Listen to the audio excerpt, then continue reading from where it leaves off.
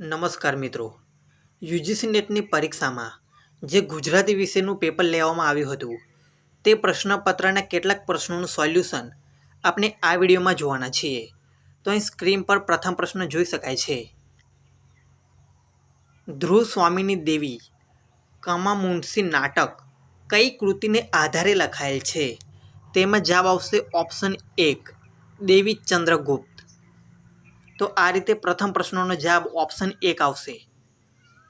ત્યારબાદ આગળનો પ્રશ્ન છે પ્રશ્ન નંબર 2. ગોપી ઉદ્ધવ પ્રત્યેની યુક્તિ રૂપે રચાયેલ દયારામની ગરબા સ્વરૂપની કઈ રચના છે? તેમાં જવાબ આવશે ઓપ્શન 4 પ્રેમ પરીક્ષા. ત્યારબાદ આગળનો પ્રશ્ન છે પ્રશ્ન નંબર 3. ધીરુબહેન પટેલની કઈ કૃતિ વાર્તા સ્વરૂપની નથી? તેમાં જવાબ આવશે ઓપ્શન 3 મનનો માનેલો. ઓપ્શન 3 તેનો સાચો જવાબ છે. ત્યારબાદ છે પ્રશ્ન નંબર 4. ગુજરાતી સાહિત્યનો ઇતિહાસ ગ્રંથ 1 ગુજરાતી સાહિત્ય પરિષદના સંપાદકોમાં કયા સંપાદક નથી? જવાબ આવશે ઓપ્શન 2 કેકા શાસ્ત્રી.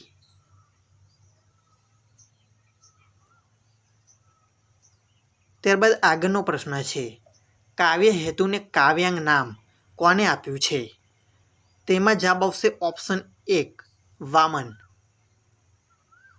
વક્રતાના ખૂબ મહત્વના અને મોટા વિભાગનો કઈ વક્રતામાં સમાવેશ કરી શકાય? જવાબ આવશે ઓપ્શન 1 પ્રબંધ વક્રતા. ત્યારબાદ આગળનો પ્રશ્ન છે ઉદાત્તતાનો પર્યાય કયો નથી? તેમાં જવાબ આવશે ઓપ્શન 2 ઉન્નત. ભાવકનિષ્ઠ અભિગમની ચર્ચા કોણે નથી કરી? આ પ્રશ્નમાં સાચો જવાબ આવશે ઓપ્શન 4 ક્લિન્થ બ્રુક્સ. ત્યારબાદ આગળના પ્રશ્નો છે રાવી પાઠકનું છંદ વિષયક કયું પુસ્તક ચિમનલાલ ત્રિવેદી અને કાંતિલાલે પૂર્ણ કર્યું છે?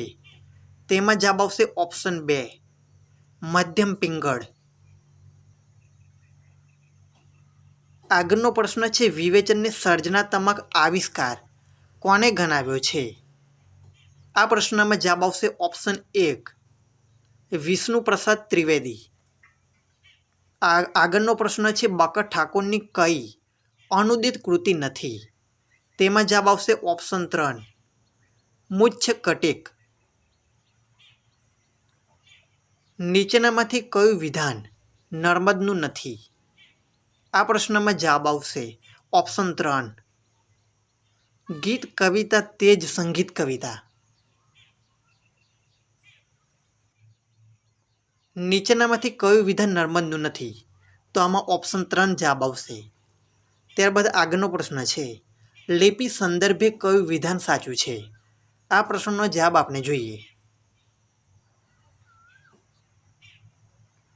આ પ્રશ્નનો સાચો જવાબ આવશે ઓપ્શન 4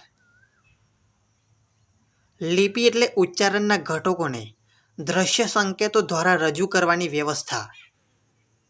આગળનો પ્રશ્ન છે અર્થ સંકોચનું ઉદાહરણ કયું છે? આ પ્રશ્નમાં જવાબ આવશે ઓપ્શન 2 શ્રાદ્ધ. આગળનો પ્રશ્ન છે ય ધ્વનિ ઘટક કયા પ્રકારનો નથી? તેમાં જવાબ આવશે ઓપ્શન 3 અધિખંડીય. આગળનો પ્રશ્ન છે જંકચર પ્લુતિ ભાર કયા પ્રકારના ધ્વનિ ઘટકો નથી? તેમાં જવાબ આવશે ઓપ્શન 1 ખંડીય. આગળનો પ્રશ્ન છે સંગદાસ ગણીકૃત વાસુદેવ હિન્દી કૃતિનો પ્રાકૃતમાંથી કોણે અનુવાદ કર્યો છે?